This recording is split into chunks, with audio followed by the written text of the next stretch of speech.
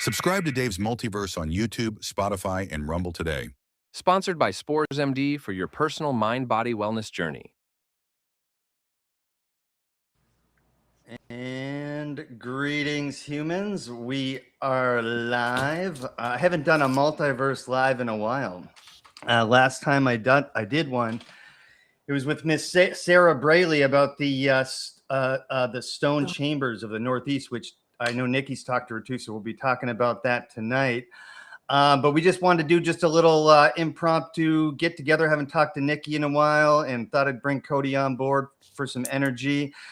So Nikki, how's it going tonight? How are you? Doing good. Can you hear me? Everything good? Yeah, we got you. Cool. Yeah, I'm doing pretty good. I got some stuff coming up. I'm speaking this weekend at Mackinac Disclosure in Mackinac, and I'm going to be talking a lot about, like the megalithic hallmark features like nubs and pinch holes and megaliths, that kind of thing. So I'm going to map that out for people and this is weird, guys. Let's look at this.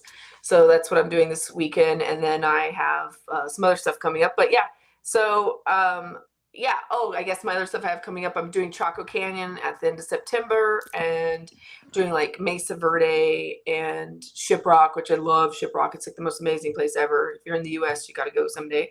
And then I'm doing a Japan tour that I'm doing in March. So those are some of my new things I'm doing. And I just got back from India like in May, so that was my last big trip that I did. So yeah, anyway, I got some stuff to talk about. Sweet. Busy. Shoot, I'm excited about that. Yeah. So she's got some stuff to talk about. Cody's got a new video out that I wanted him to talk about. It's really good. I think it's your best one yet, buddy. Thank you. I just wanted to shout it out quick. Megan's here as usual. How are you, Megan? Yeah, doing good. Happy to be here. Good to see you guys. Yeah, let's go. Now we're going head to head. This is totally by accident with the UU girls. So they are live right now at the exact same time. I didn't know till like an hour ago. We should have collided everybody together. Yeah, or at least like staggered or something. But so they're the ones who introduced me to Sarah, and they're talking to Sarah tonight, Sarah Braley. Let's just start there. You talked to Sarah. The Stone Chambers of the Northeast.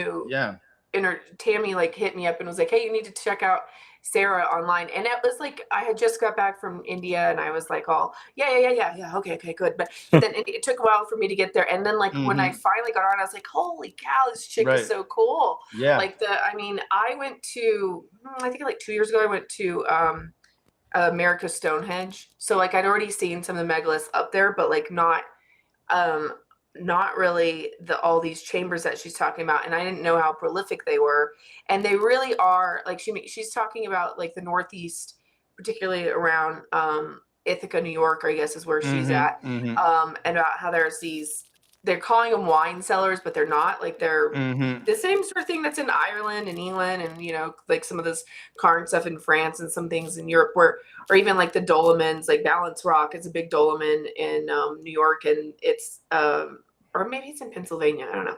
Anyway, I think it's Salem, New York versus Balance Rock.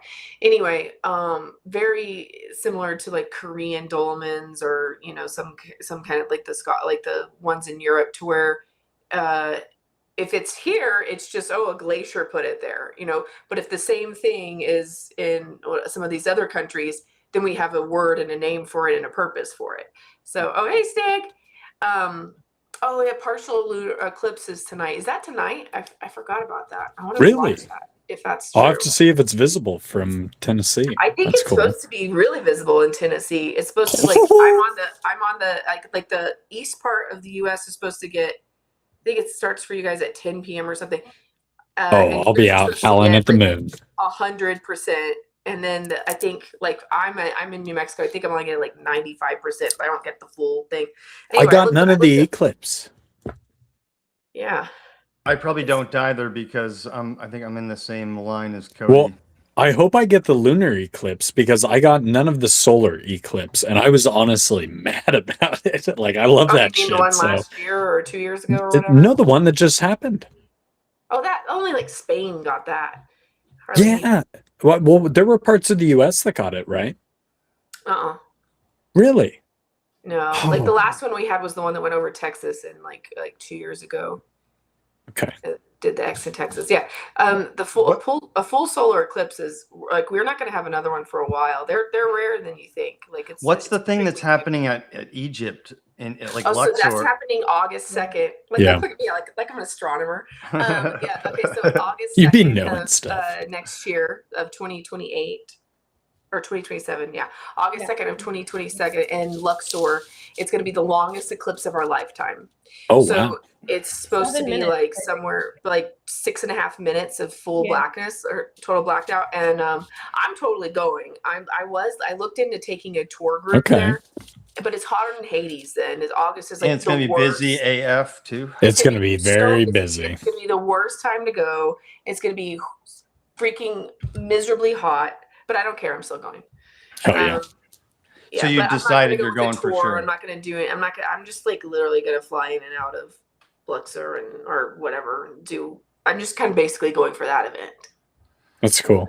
That's going to be wild. So these are one of those stone chambers. They come in all different shapes and sizes, but I guess there's like thousands of them, and they can't all be wine cellars, and they can't all be munition storage places. They have celestial alignments. Cody, did you hear about these? Yeah, so I follow Tammy, and I see her Uh-huh. post about them all the time. Yeah. And they're definitely. I don't think they're munition storage and all the stuff they say they are up there in New York. So it's they seem very ancient, and I don't know why they wouldn't be with construction methods like this. Like we had better stuff when we had munitions. We would put some mortar on there at a minimum. Yeah, for sure. I just want to shout out the chat. Stig, thanks for the super chat. What's up, buddy? Stig. Arizona represent. I think that's where he is, or New Mexico, or something like that. I think he's in Arizona. Oh, Stig, he's in Palm Springs. Oh, yeah, I knew he was in the desert somewhere. Yeah, if you guys haven't, check out Stig's channel because we in the have. Red Hot Structure like 3 times. But I think the most brilliant thing about Stig is he's into like, I would almost call him a like a Google Earth archaeologist, where he like finds like the coolest like anomalies cool from stuff. the area. And yeah, he finds really cool like ancient wall systems and ancient quarries and things like that are really worth looking at in bizarre places. So like that's his awesome. And he's a cool guy. Yeah, he's cool. He's super generous. He bought me food once I didn't even ask. It was like he just sat down and started eating with me, and then paid and then left. And I was like, "Hey," and he's like, "Don't worry about it." And he walked off. That's awesome. I was He's like, a cool "All right, dude. See you, Stig." Yeah, love you, buddy. Yeah. So Sarah's a rock star, don't you think? That's the point I wanted to get across in this conversation. I think she's onto something, right? Doing Obviously. some very cool stuff. And they just had a conference too. Well, and the thing that like struck me the most in my interview with her was then when she talked about how one of the stones that she went to was called King's Chamber or whatever. She had an unexpected healing. It just like she had like some I know some chronic but I can't remember if it was her spine or what it was, her knees or something, and her hearing. She was like has partial deafness for I don't know how long she had it, but she didn't even notice until that evening when she got back home and her like family was talking to her, and she's like, "Whoa, I can hear you, and I don't have my hearing aids in. Like that's weird." And it stuck. That was 3 years ago, and she still has that. So I was like, "Whoa, that's so cool." And I've had a couple of people talk to me about. I had this other guy called Loomis who's got a podcast, and he's out of Hawaii, and he does like looking into like these pyramids that he thinks like these hidden pyramids are in Hawaii. And he's got this show called In Plain Sight, and he talked about how he didn't really think anything about the boss. Like he had like a weird healing like just happened at the Bosnia pyramids, even though he wasn't even convinced whether they were pyramids or not. But he was like, well, there's something up with them because they just all of a sudden, like, I can't remember what his thing was. But I mean, this is a repeated story I hear from many people about how they go to these bizarre, like, kind of unknown megalithic chambers or places of power or whatever you want to call it, and they just get these weird things that connect with them, and like stuff happens where, you know, I've had stuff where I like see shit, but like I've never had a oh, well, now I'm 7 years younger, you know, kind of thing. But What about a really good idea at one of those sites? Like you just oh yeah, like in comes and hits Japan, you. I had a crazy download last year in Japan. So like I was in Okinawa, where there's the most star forts in concentration anywhere on the planet, right? So like I don't That's even know, I cool. can tell you how many star forts there are. And if you don't know what star forts are, it's like I you look just at them. learned the other day. I have no idea They how I are didn't such how I a missed beautiful this. rabbit hole. We have some here. Megan, will you pull up some star forts? Just type Yes. in star forts Japan, please. Just put Okinawa star forts. Okay, so here's the thing, is like when you look at them like an aerial Thank you. view, there no two star forts in the world are like. There's star fort in New Mexico. There's star forts in Florida. Yeah, like there's the one. Statue of Liberty's The on one. Statue They're of all- Liberty's on one. Yeah. Yeah, they're all over, like, you know, Europe and This all over the world. And there's no real kind of oh, Aaron's saying, "How dare you ignore me?"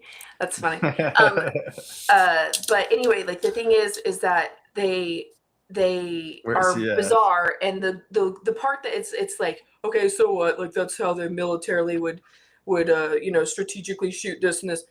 Okay, well, like it's weird that they're everywhere that they are. Okay, so Okinawa has all these crazy ones, and they're super abandoned, and they have megalithic polygonal masonry. And anyway, so I went to one called Nagijin, which like one of the translations of that is I think means divine time, right? And I didn't know that it meant that at the time, but like I was just there or whatever, and I got this crazy download about Chronos, and it was about like, oh, like time, and about like how our time has been hijacked, you know. And so then I started like looking into basically the download I got from these megaliths were that like the titans that were imprisoned in the Titanomachy, like the Greek mythology, is actually innate human abilities. Like don't think of them as personified, like, oh, Chronos this and Oceanus this and Mimosync this or whatever. Like think of it as like, okay, Mimosync is your memory, Oceanus is your flow of things, or I mean, like Thea is your sight. Like they have all these different meanings when you start really looking into them. And if you think of it like the Olympians is almost like our current matrix structure that has kind of imprisoned our innate abilities. So like I started rethinking about the Greek mythology in a different lens just from being at a megalith star fort in Japan. So I don't know. That's wild. Go figure that, right? Like, I don't know. So that's the thing. You never know what's going to happen to you at these places. That's so Sometimes cool. nothing. But sometimes So I was on these guys' podcast yesterday, the Deep Ponder podcast. It just came out today, I think. These Irish dudes with an Irish friend of mine named Kieran. You guys know the Welcome to the Abyss guy? Yeah. Yeah. He tags everyone and everything. Anyway, we had a great chat, but they were talking about star forts, and I'd be shocked that Ancient Aliens never did this before, but like I don't know much about this. It's not something I looked into too much, which is weird for me. This whole star fort phenomenon, like that they're literally everywhere. We have how many in America, Nikki? Is it like 8? I don't know. That's the thing is like, I don't even know how many. I mean, I just found like I accidentally ran into one. Like I got into them because, let's see, I think in 2017 or 18, I went to one in New Mexico, and it's like this fort, and then it's off to the side, and it's just a 4.1, and it's just the foundations. Like there's no bricks and stuff yet, and they didn't say anything about the Star Fort in the museum. They just were talking about the military barracks, and like I'm like, or they didn't tell anything about the Star Fort, just like where it was. It's like, oh yeah, It's and then there wild. was a Star Fort there, and I'm like, a Star Fort, okay. And then I remember, like, I lived in New York City for 5 years, like in from 2009 until 2014 or whatever, and I was like, there was another thing called Governor's Island, and it had a Star Fort there too. And so I started going like, what are these Star Fort things? And then so I organically started getting into it, like, I don't know, like 8 years ago. And then now it's like one of these things where people are like, it's Tartaria, or it's, you know, like whatever. Right. Yeah, Maybe you it is. do I don't hear know that a what it is. lot. Yeah. But again, it's one of those things where I don't ever throw the baby out with the bathwater, because it is weird that It's you have weird. them all over the place. And like, are they on some sort of ley lines? Or are they like what? Like, so this one that she has up on the like Megan has up is, see how it has, it's 5 points, and then at the bottom it has like that 6th little weird one. They all have Yeah. some weird anomaly. Like I said, no two of them are like, they're like a snowflake. And you know, for better or worse, it's like, why don't we have like detailed instructions on like, well, okay, like, why did they build these? Like why do some have 4 points, 5 points, 6 points, up to like Sacsayhuaman in Peru is literally a Star Fort if you look at the aerial view of it. Like there Huh. are I did not like, know that. yeah, I mean, and some of them don't actually look like a super symmetrical star, but they have like the little peaks and troughs of it. So if you look at the aerial view of Sacsayhuaman, you'll see that like some people are interpreting that as a Star Fort too. So it's just That's a wild. very bizarre. When you start looking at that, you kind of go like, wait, what? Ooh, the world of Star Forts. Peep They're- that. I think that might have been what Stig was talking about in the chat. But you can like kind of zoom in, Chip. That's a lot of Star Forts. That is a lot. I think you can just click. You Yeah. know, on one. Moundmore posted one recently that is like half covered over, and there's houses on top of it now. But he posted a lot of LiDAR, and I'm pretty sure it's in Indiana. But it, like, what's left of it and showed up on the LiDAR was very similar points to the one that was up on screen just a second ago.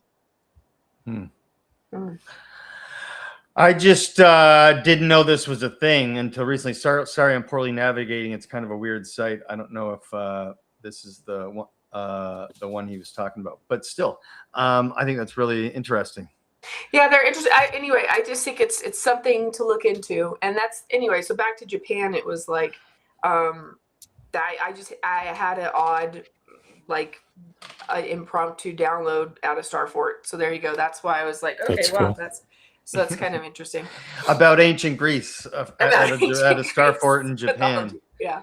No. It's one of the reasons why these things are probably all connected. Also on your channel, we had another familiar guest, Jim Vieira. Oh yeah. And I'm finally, after him and Greg Little and all these different people, like, I've never really been a big giant guy, but I'm pretty much sold on giants as some part of history at some point. Welcome. At this point, especially after talking to Jim. But what did you think about him and the whole 6-finger giant thing? Oh, I mean, like, I've been onto the giant thing for many years. Yeah, I know. Giants were one of my first rabbit holes where I'm just, but I mean, like, even like, I mean, I've said this before, where if you look at the fossil record 10,000 years ago, like, we have woolly mammoths and we have saber-toothed cats, and you have like sloths that were 20 feet tall. 20 feet tall. We don't even have anything 20 feet tall right now. Stuff was big. Yeah. Stuff was big. I mean, like, what would make? I mean, humans are supposedly around 10,000 years ago. Why would we be any different? Like, I don't know. We were the only species We to were the only not be species ever over made the same oxygenated. size for- Do you think the gravity was different then? I do think gravity was different. I think like the conditions of the Earth was either Even was that the air that or- early?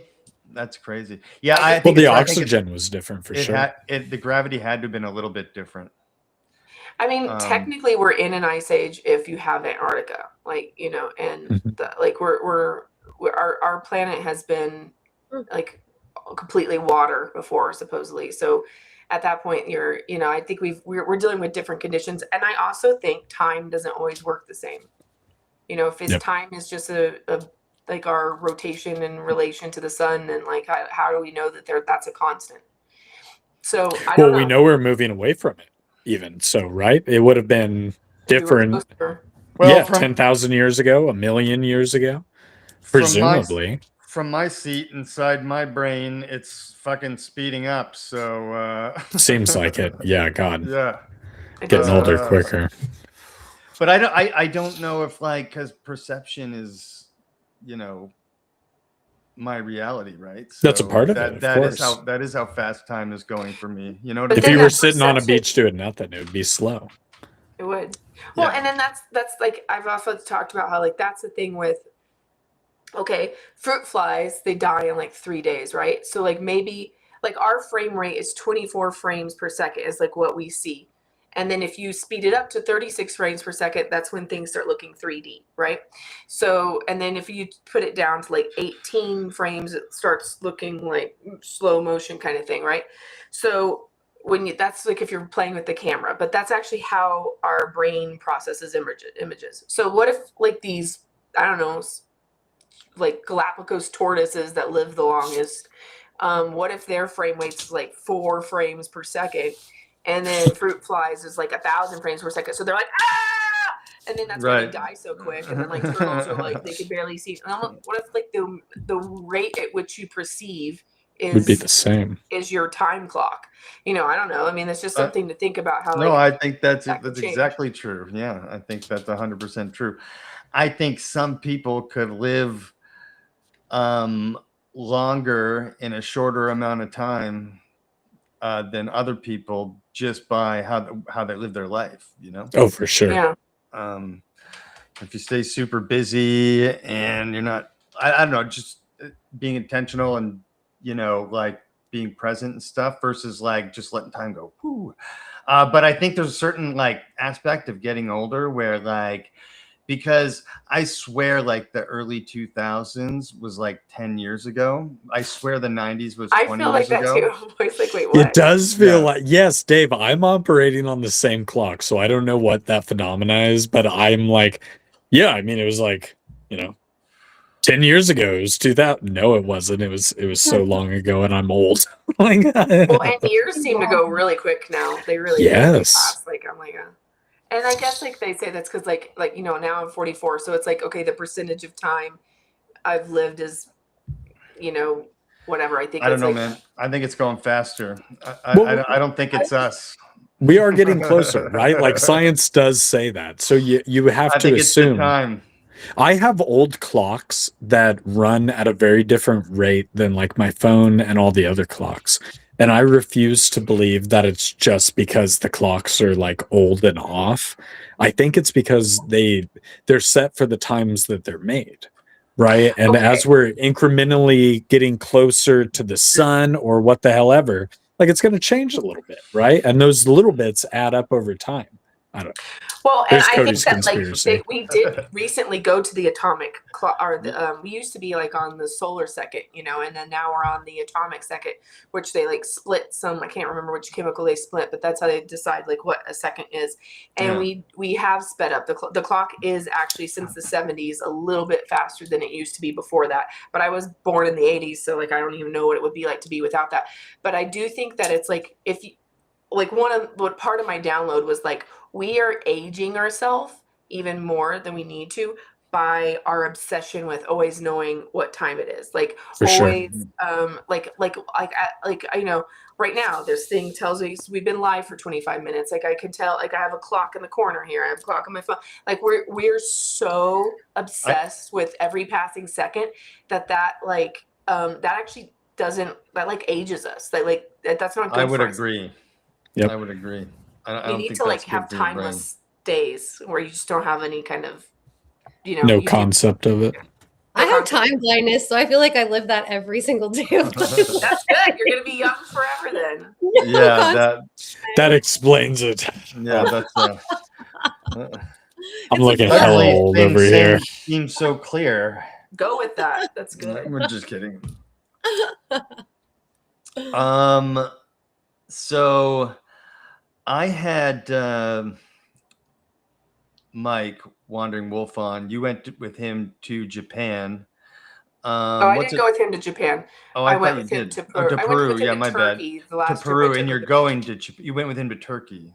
I went with him to Turkey, and then I went with him to Peru. But but Japan was a different You're- trip. I wasn't on that one. I went to Japan before he went to Japan. So I went to Japan September of last year.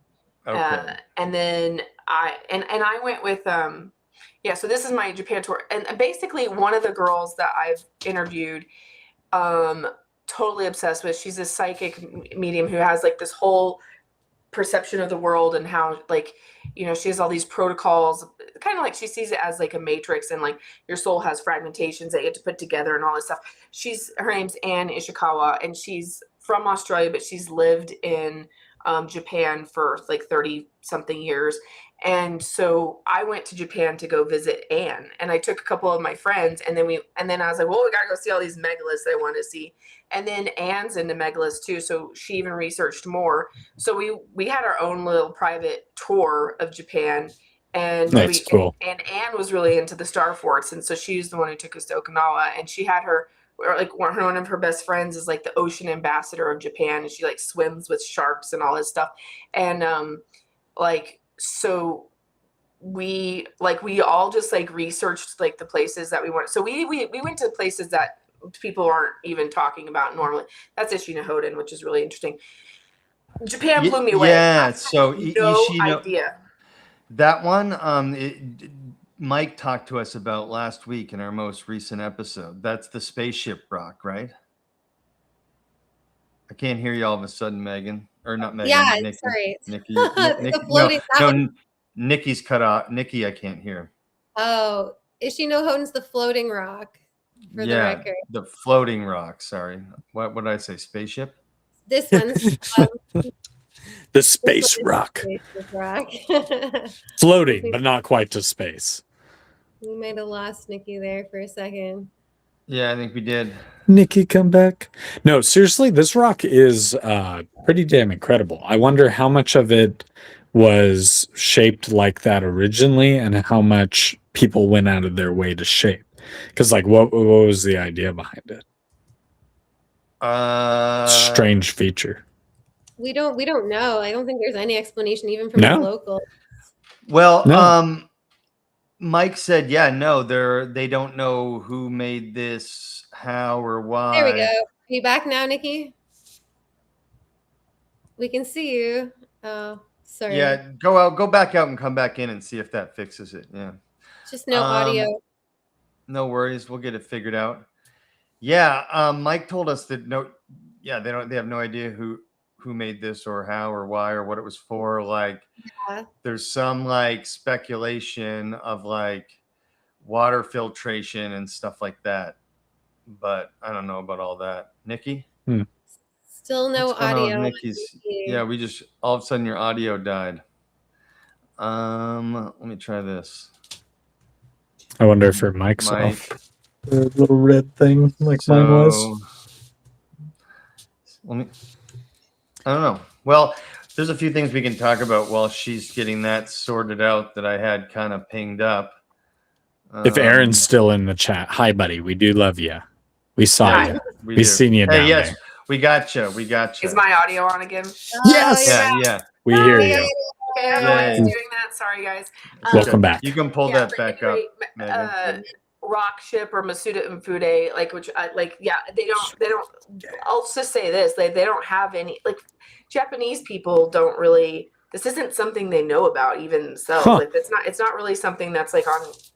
We were the only people there. We spent like all day there, or not all day, but we spent a couple hours. You can see. I mean, that's like the best feeling. And it's in the middle of a beautiful bamboo forest. That's like better than the actual bamboo forest. That's one of the star forts in Okinawa. This place is near that's near Masuda Mfude. So that's all in Nara, which is that's right and on the top of Ishinahoden.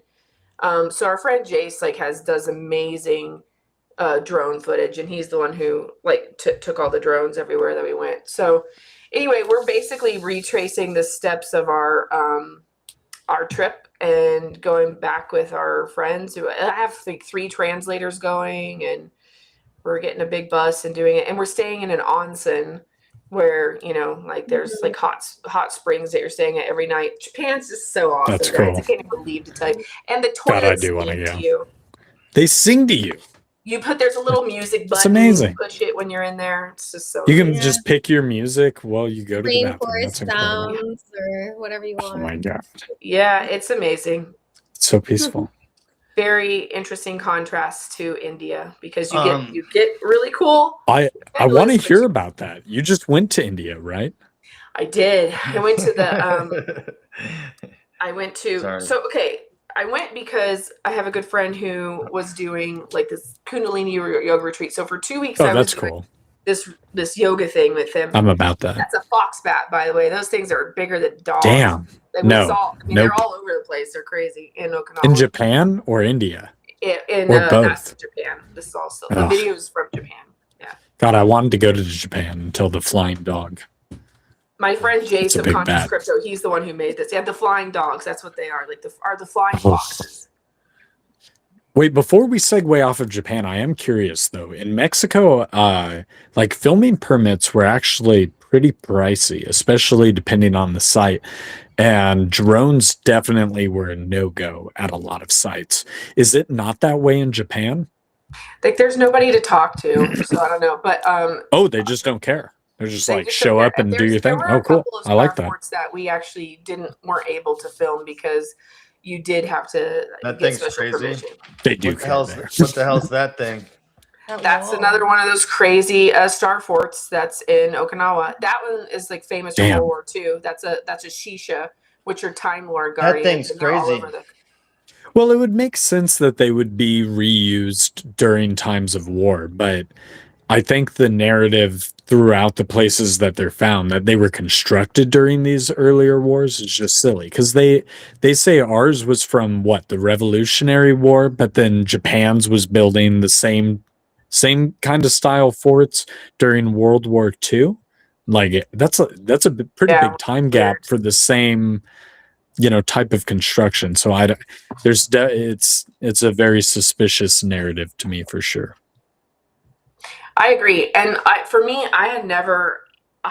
Japan was later on my timeline of like, I didn't know anything about Japan megaliths, like when I was in Egypt or even when I first went to Peru and stuff like that. This is something that came into my radar really within the last 2 or 3 years. And now I'm just like super into it.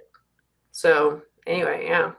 So I yeah, get if any it. of you guys It's ever awesome. feel calling to go to Japan, I feel like now's the time, right? Because the currency is really good, and I just don't think it's gonna get better than that.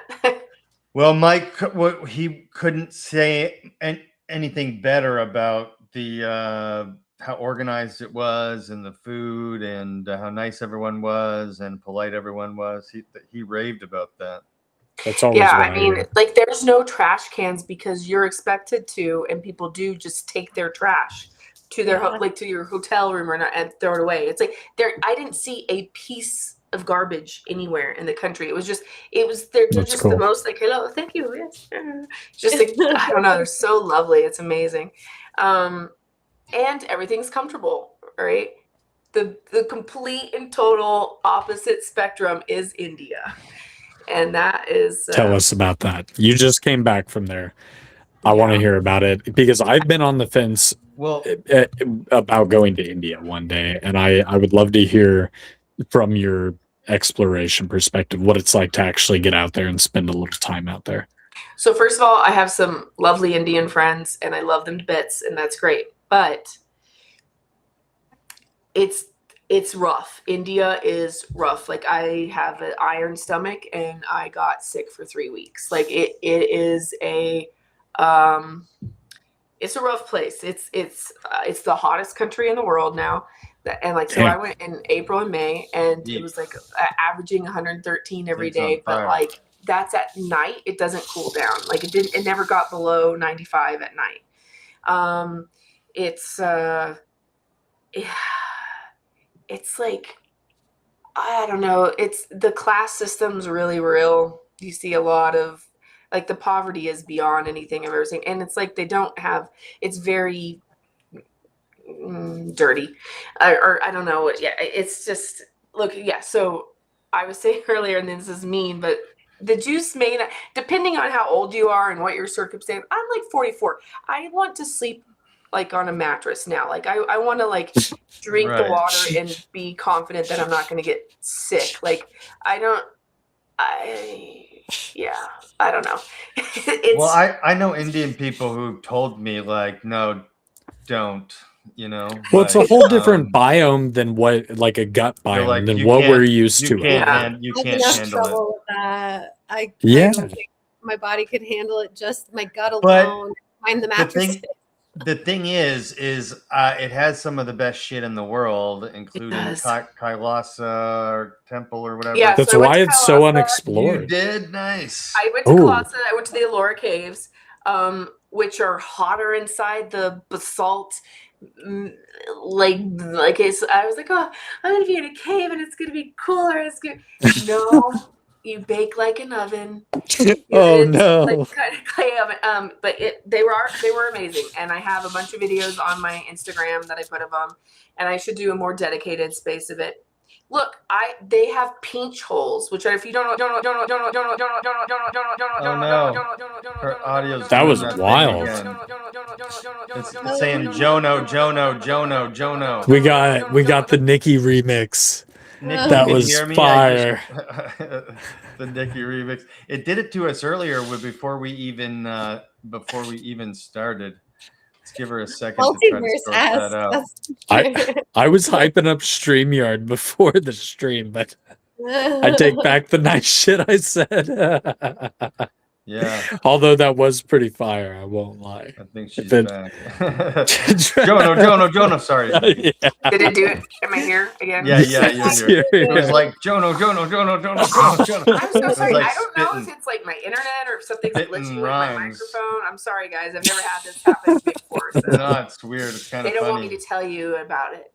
Right, exactly. The Indians are mad about Indians what are she mad. They're like, said. "That's Down with her in your phone.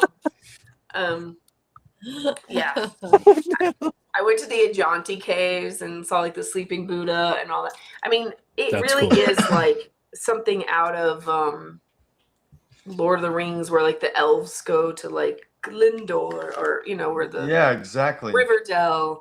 Yeah, it has some like amazing stonework. How did you feel at the Kailasa temple? It's definitely part of whatever it is we're looking at globally. So it's it's part of, I mean, like they had so many of the scrape marks, the scoop marks. I mean, I saw like they're the same scrape marks that are found that look like sword sharpenings or something. I found those in the Kailasa temple. They're Oh, wow. Those are all over like Luxor temple and some of the other temples that are in Egypt. So it's like there's some, and like a lot of places that I saw in Turkey had these interesting scrape marks that looks like they're sharpening. I don't know. They're very bizarre. And then the pinch holes are this other feature. I wish I had. Sorry, I didn't have like It's okay. ready pictures of this. But pinch holes that looks like that you could put a rope in between, almost like a what do you call it? Like a eye hook or something that you could put like through, but they have them up on the floor, or sorry, up on the ceilings, on the floor, on the walls, on the columns, like they're everywhere. And it was just a, they carved it from the bottom to the top, and they don't know where the rock is. So supposedly the amount of rock that they removed from these stone like mountains, or these, and it's basalt, right? That's what they were carved out of. They weren't used in any roads nearby. They don't have any pilings of them. They don't really know what happened to the stone. So that's interesting. I think that's one of the most interesting places in the world. That's wild. Yeah, it was really, really cool. Are you able to walk all down in there? Yeah, you can walk on it. You can walk above it. You can walk That's around the it. Yeah, that is very popular. Like I was the only person that I saw who had green eyes. So like they get asked to take a picture every 6 seconds. As What if, Cody? you know, you're like if you're white or something, like they will treat you like a celebrity. Like they want to take a picture with you, like That's so that. strange. To a point where you actually get kind of mean towards the end of it. You're like, no, get, like you, and it's bad because there'll be like grandmas and old people or young. All these people want to take pictures with you, but it's like I actually want to look at this shit, guys. Like I don't have. You start to feel like a zoo animal. Like, Yeah, you do. You start feeling like weird, and you're like, and then I'm kind of like, what are you gonna do? Like you're gonna take this picture back and say, like, look, I saw a. Exactly. Like, in the Yucatan, they up? thought Aaron was so interesting. Like So people would walk down the street like show running this into shit. shit, like Watch looking this. at Aaron, Watch the this. tall white ginger. I've got evidence. You have evidence? Feel free to talk while I. Yeah. Well, that so like we went and we were. No, there's a part here where you guys are walking up, and he's talking to a kid. There it is. They thought he was like for real a magical Nephilim. Like it was the funniest shit. We were in Nahalal watching just like some kids play basketball, eating some dinner, and am I zoomed in or something? It is a little bit. There we go. The last one was the sweet spot, but this is weird. I don't know what happened. Anyway. Oh, is this my new Into Shabalba episode? Yeah, but I'm just pausing because I want to show you something. So he talks to a kid here, I think. Hopefully, there it is. Watch. And he's speaking Spanish, by the way, perfect right now. And then this kid like stares at. Watch the kid look at him when they drive off. What the fuck? Yeah. What did I just see? He's got to go tell all his buddies. You're not going to believe this shit. Yeah, no, like for real, people thought it was the most interesting thing. So I can only imagine over there in India, even further removed. Ginger. Speaking Spanish perfectly. Yeah. Hey, yeah. It's Quetzalcoatl. Yeah. And I get it. A lot of these people that will never have passports and will never leave their country. So it's like you want to be like gracious to them. But it does get a little. It gets like it's a little exhausting, I have to say. Like, yeah. Yeah. You were there for how long? I think in total I was there about a month or about 5 weeks maybe, and then I had to come home because I couldn't handle it because like if you were sick for 3 weeks, I kind of just go and come with the wind, and then I have a good friend that lived there, so I had a place to stay. So it wasn't like it was this huge expense for me, except for like the amount of work I was missing was the expense, right? But the thing is it's just like it was brutal. It was so brutal. And I also hats off to you. You want to be able to sleep. You want to be able to enjoy yourself. Yeah. Well, you did it though. You went. Comforts are gone in India. That's a problem. So if you want to get in there and go see like a couple of really cool stuff, like Mahabalipuram, which this is the second time I've been to India. The first time I went to India was in 2018, and I went to Mahabalipuram, which is amazing. And that place is which place? Mahabalipuram. Which I'm just proud that I can say the name because I wouldn't even try. But I had to like read it a billion times. Pull it up? You can tell me how to spell it all. I was gonna say, where do you even begin? Maha, so MAHA, Mahabali would be LLI Puram, PURAM. And it's it has like the Buddha's Butterball is one of the famous megaliths there. They have some crazy stone cuttings and at the sites. What is it like at the sites? Is it touristy? Is it like a zoo? Is it like trash everywhere? Is it nice? Is it? Oh, there's trash everywhere, no matter where you go in India. But like they're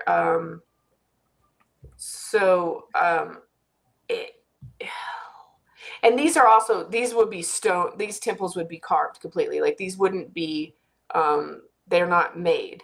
They're one piece of stone that was carved into that. Wow. Damn.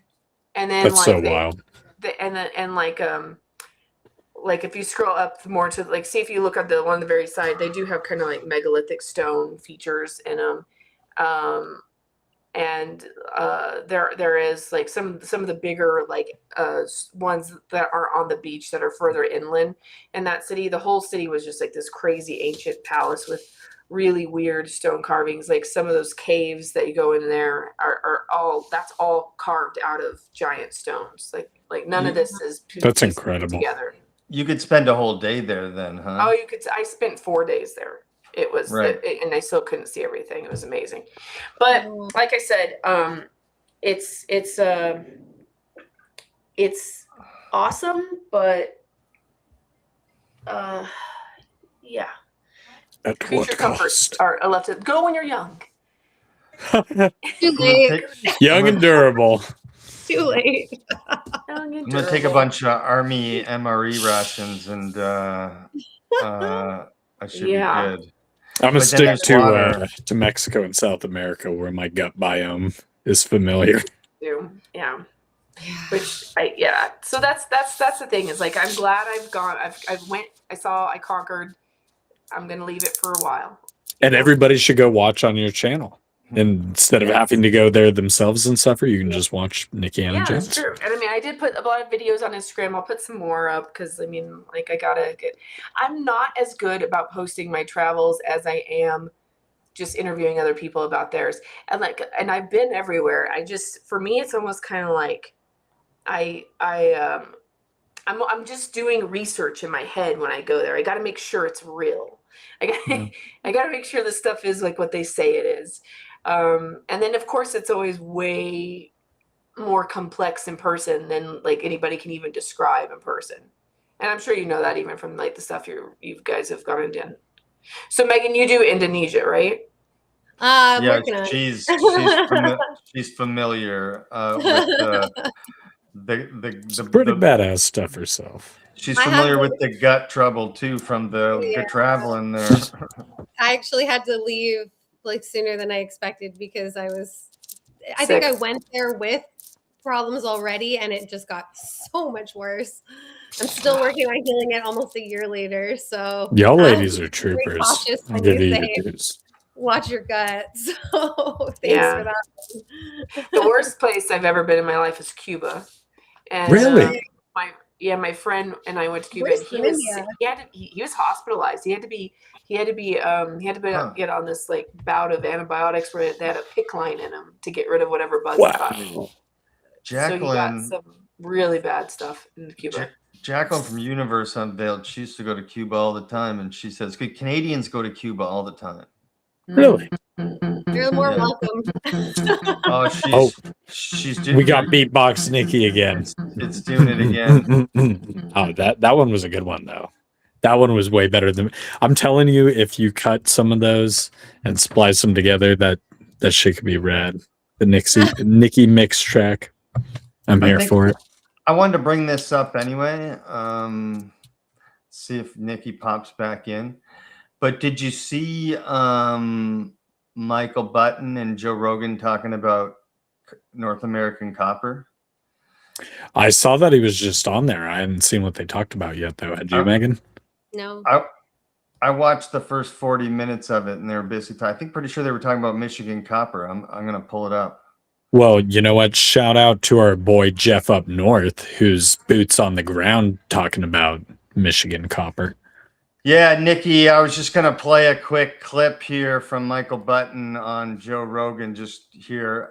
He's talking about the, I'm pretty sure the Michigan copper here. Just let me just play this from here.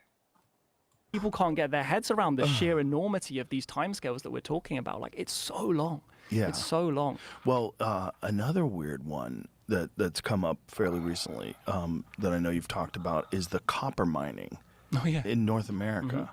Yeah. That one blew me away. Just the volume of copper that was removed. Yeah, they had a whole copper industry in North America 9,000 years ago, which is You just listen to that again. Say that one more a time. whole copper industry in North America 9,000 years ago. And that's the same as the earliest date anywhere else in the world. So I'll stop it there. I don't know if I get demonetized for that or whatever. But I thought that was really cool, right? He's talking about the Michigan copper that Jeff's always talking about, or what? Yeah, Jeff, shout out to Jeff up north. That dude does not get nearly enough attention. He's boots on the ground up there in Michigan, checking out ancient copper mines, and he goes to all the conferences they host on it. Like Jeff's putting in the work on finding out what the hell was going on with Michigan copper. It has been for a long time. He's doing great stuff, and I'm obviously a sucker for exploration stuff, and he gets out there, man, and finds those ancient Why to copper Peru with pits. us? Jeff's He went to awesome. Peru He's a with cool you? dude. He I got to goes meet on a him lot at of tours, Quest. too. Yeah, I Yeah. got to meet him at Quest and somewhere else. He was Maybe probably more. at Cosmic too. Yeah, I think- he I think commented we on might my have been Mackinac, at Michigan, saying that he's like, oh, I might go to that, so I might end up seeing him like this next weekend. So That's dope. yeah, there's a lot, and Michigan has like those I can't remember which lake it is. There's the megaliths that are buried underneath one of the Great Lakes that have like the mammoth Yes. on it. Yes. Like the petroglyph. I reported on those a long time ago. Not enough people know about What is those, it? but Tell me. it's the Michigan Stonehenge is what they call it. Yeah, And there's In Lake Michigan? It's underneath Somewhere. in the lake, and Yeah. when they scuba dive on it, they've actually found a carving of a woolly mammoth on one. I Yes. think I might have saw a show of this or something. Shameless plug to me, like a really long time ago. I made a short about it, but there is a mammoth carving on one. It's really in a pretty shallow area, and they won't release where it is so people don't go dive it. But they call it the Michigan Stonehenge, and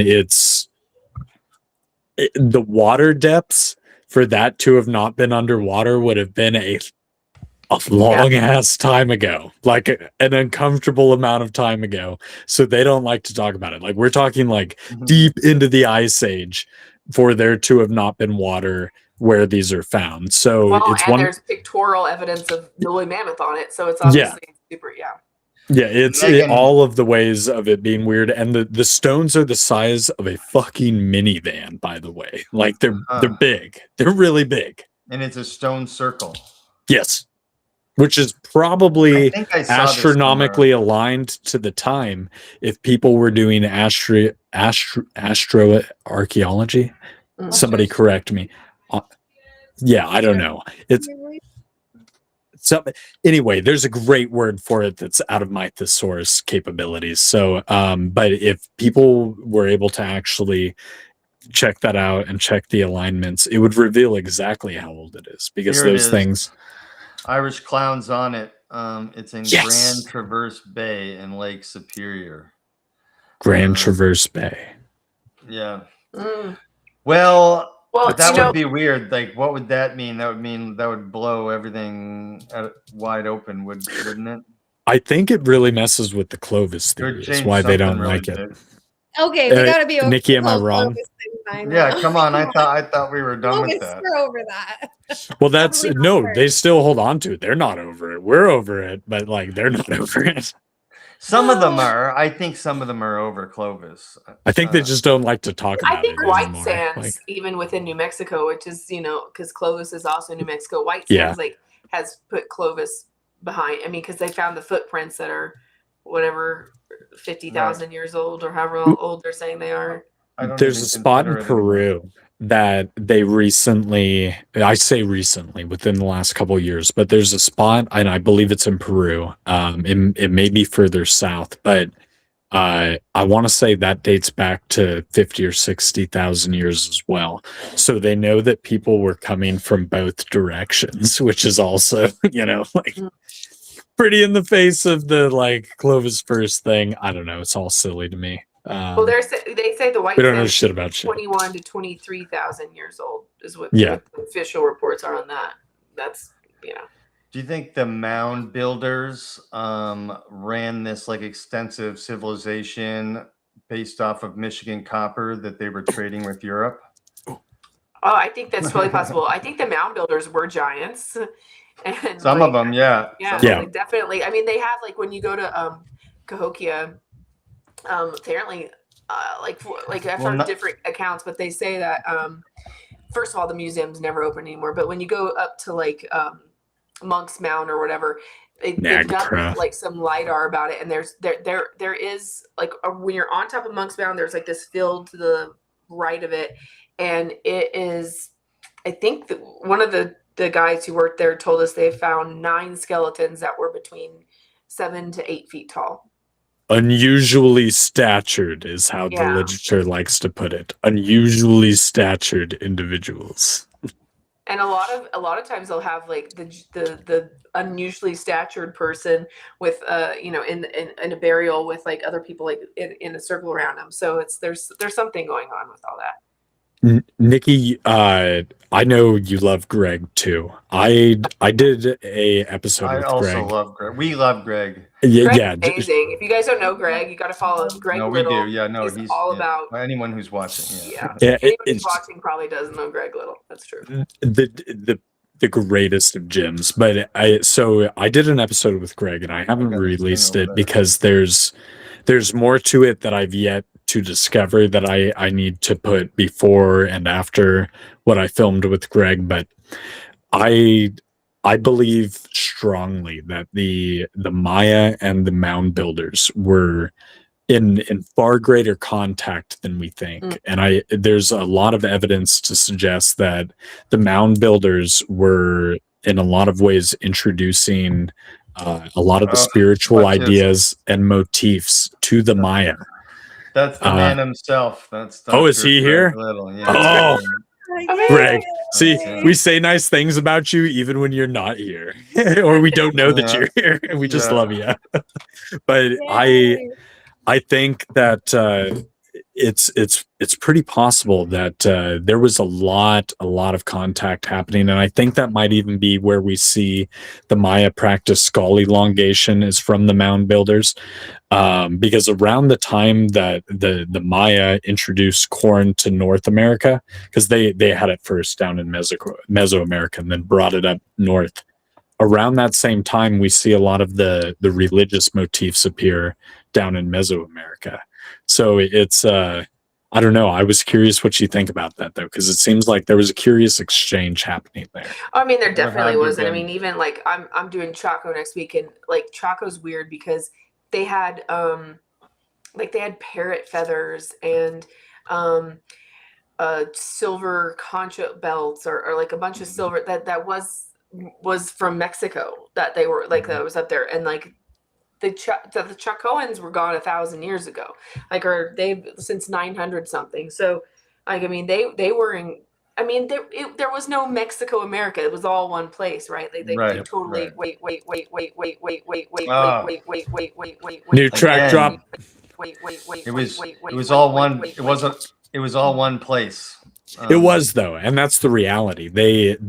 So across, what we refer to now as the Gulf of America or the Gulf of Mexico, whatever the hell people want to call it, across that channel, the Maya and the mound builders had these really impressive longboats that they were just like shooting right across and trading with each other. So they weren't even going by land.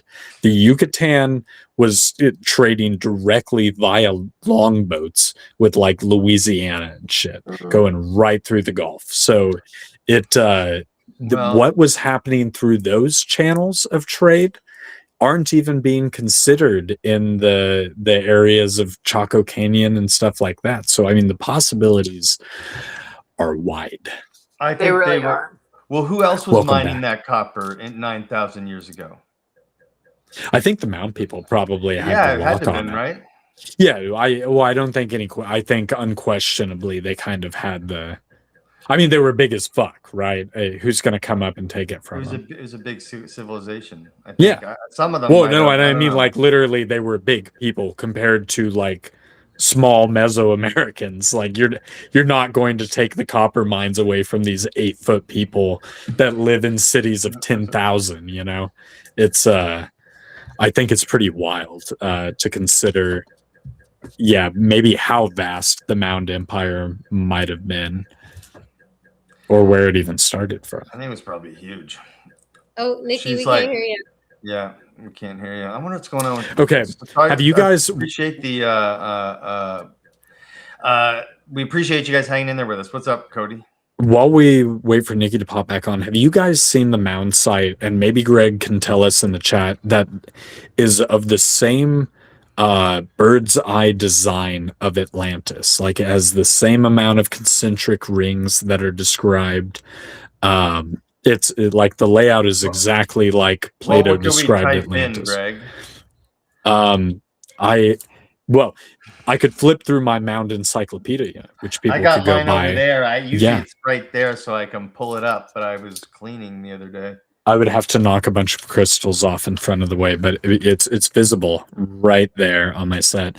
But I just look up North America Atlantis mound. I don't know, maybe that'll pull it up.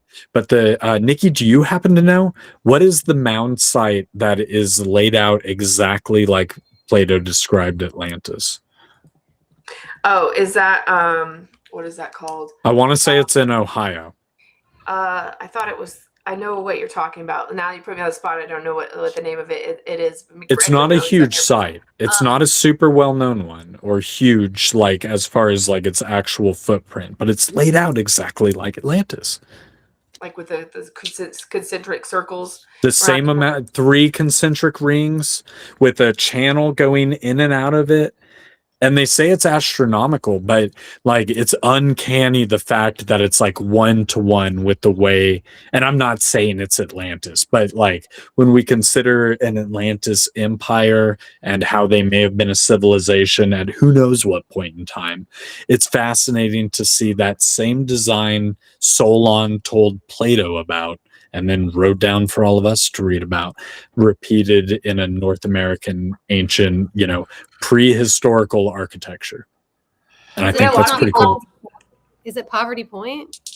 No, I don't think so. I'm pretty sure it's not one of the main ones. I think it's one of the lesser known ones. Because when I saw it, I was like, wait, what? Why isn't this like a big deal? This looks exactly like Atlantis. Why aren't people talking about this one? By the way, guys, I have a big storm, and that's what's going on. I have Starlink, and then I didn't even realize I was like looked outside and like, yeah, we have a big like lightning storm going on. So that's I think why I'm cutting in and out. That'll mess with you. No worries, it's all good. We're hanging in there. I think everyone else is too. Screwdriver Tuning says, what did he say? Hold on one sec. Oh wait, Atlantis was America, folks, specifically the east side of America. Potentially. I'm open to that. So, what did you have? According to esotericists, okay, maybe it was Louis. Maybe it's Louis. Maybe it is Poverty Point. Maybe I'm wrong. Maybe it's Poverty Point. She had it up. Look, Cody. This is what Greg said. So I think Megan's on it right now. Portsmouth. Page 250. Kentucky. Portsmouth. Page 250. What a gangster. That's awesome. Page 250. I got mine over there. I knocked the crystals out of the way. Okay. I bedazzled my book. I put fancy corners on mine because this shit is heirloom. Look at page 250. Okay, yeah, you guys are gonna have to pull it up. It doesn't really Google that one. Oh, weird. Yeah. Dr. Little comes up on like my podcast like at least like twice a month at least. I've got every episode I'm like, oh, I've got his mound book. Cody's looking through his mound book, which he says Cody you're holding the old book. I think I have the old book. I am holding the old one.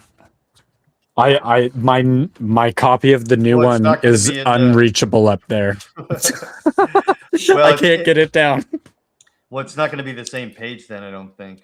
I know. I was hoping it would be close though. It's okay. It says it's not in that edition, Cody. So he's like, okay. All right. It's down in the corner here, maybe? Is this what we're talking about? It's laid out exactly like Atlantis, and that's the wild thing. Everybody needs to go follow Greg Little immediately if they're not. That's what they can do. Kentucky Mound. Well, this is the Kentucky Portsmouth. earthworks, and it kind of looks Atlantis-y down in the bottom right there. Yeah, I mean, you have the concentric circles there, so that's interesting. I think we Yeah, talked Yeah, about and that. the footprint isn't actually like huge, but I Oh do wow, find it's on the it. border of Ohio. I, Bottom oh left. yeah, that's that down there in the corner. Mhm. Like what the hell, you know?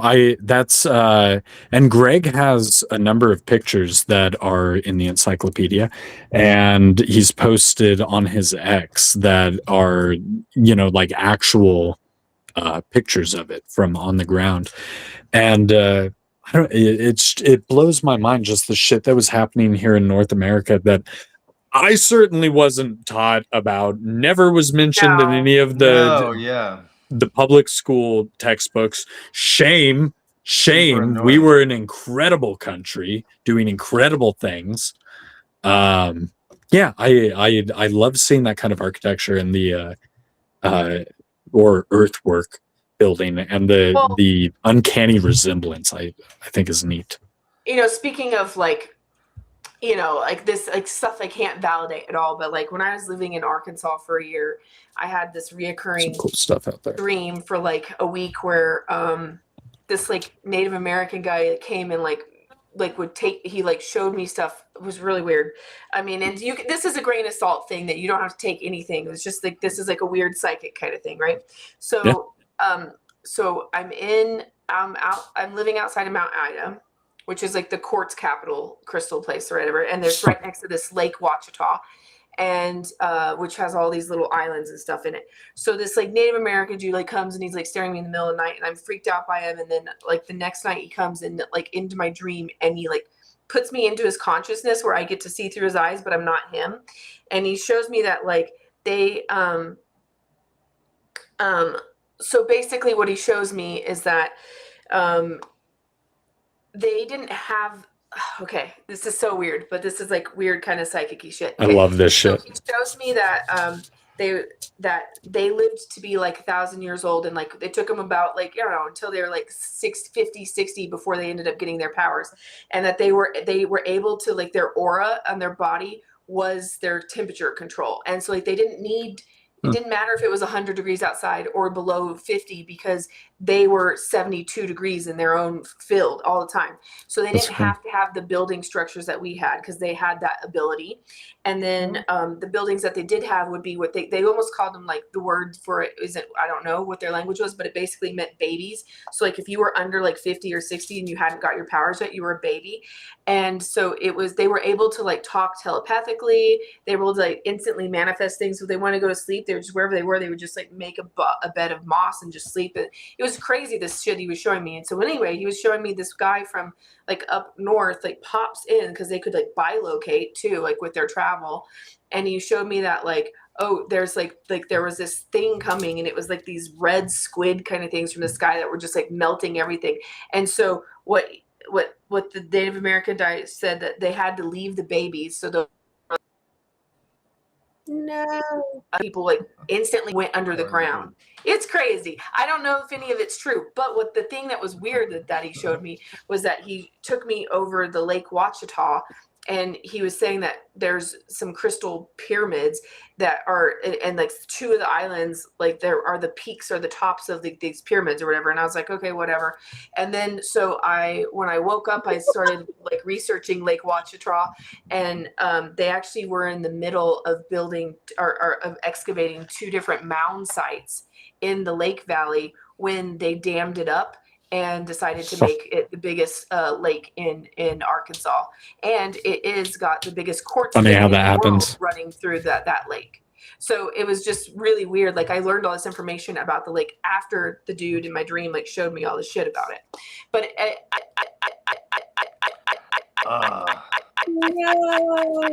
Okay, That's rough.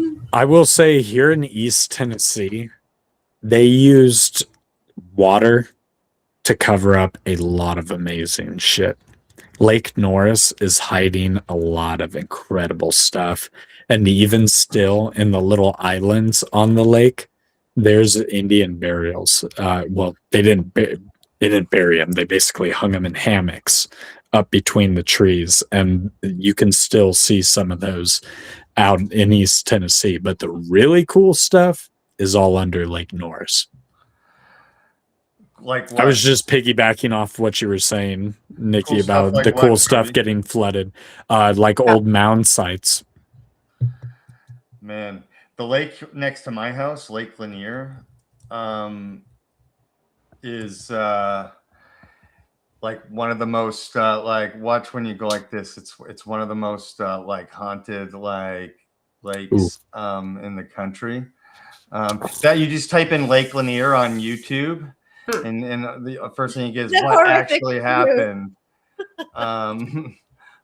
Mysterious disappearances haunt Georgia Lake. I walk on this lake like 5 times a week. But it's Haunted, just not funny. haunted? What do you think, Dave? Well, I don't know the full story, and I don't want to like. Will the story make it more haunted for you if you know it? The story does make it more haunted. Mhm. I don't know. Context is everything. But there used to be like a village that African Americans lived there, and that's a man-made lake. So do the math on that. Ruh-roh. Yeah. Yeah, that's so basically that's what they did here in East Tennessee to a bunch of Indian Cherokee stuff, and then older mound stuff is they were just like, And so the lake has put it ghosts. underwater. The lake has ghosts. Lake It's Lanier. ghosts. But like I never really have any issues with it. They don't bug you. They're nice ghosts. No, I've camped along. I've never seen a ghost there. I've never Well, then, had yeah, any, pretty have friendly. any weird incidences. Have you guys ever been to a haunted lake? Haunted lake? No. No. I have no ghost encounters. Honestly. Yeah, I have not. I have no ghost encounters. Oh, I have ghost encounters, but yeah. Which I'm happy for. I dabble I know in Nikki the has. esoteric and occult and spiritual, and I am most gracious to have had no overtly ghosty encounters. Yeah, but I it am- goes. Megan? It's like actually quite comforting. It doesn't mean okay. So for me, it's like life Bring it after on. death, right? It's like Yeah. It's like I don't know why people are so scared of them. I yeah, ugh. And I'm like, I just don't "Please want come them in my. We've been conditioned. Uh, The thing is like an entity can get you while you're awake or while you're asleep. It don't matter. So if there's a That's- bad yeah. entity around, it don't matter if you're awake or if you're asleep. What I'm very sensitive to the like bad energies of things. So like for me, anytime, like I don't know, I feel like I've consciously avoided where I could have had those kind of encounters by being like, nope. See, but I think of it more like there was this. There's been I can't remember what podcast I heard this a long time ago, but this guy talked about how he was in his grandmother's house and he saw his aunt when she was young with like her ex-husband have this like crazy fight, and he would keep on seeing like this abusive. Oh crazy yeah, that fight. energy is And then- just and trapped. he saw like energy, and he's like, but the thing is they were divorced and they were both alive still.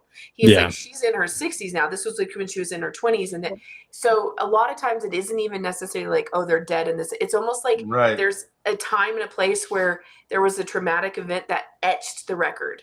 You know, Yep. Yeah. like scratched An the record of imprint. time to where it loops that. So it's one of those things where I don't think we necessarily 100% know what ghosts really always are, and they do seem to come like in the same locations, or like oh you'll be like, oh, in Hampton Palace and King Louis XVI will bust through these one doors in the same outfit like every so once, like when people see it, it's like that thing.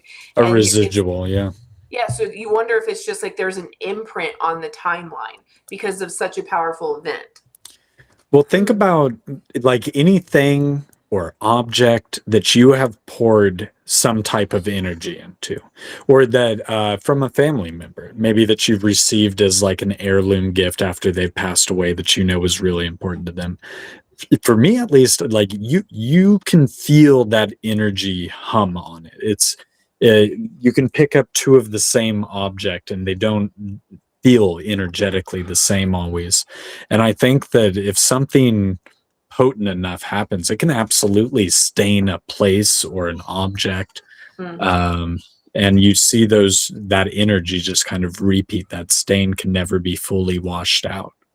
But then I think there's also very intelligent, spiritual hauntings that who knows what exactly those are classified as, but I think they're a thing.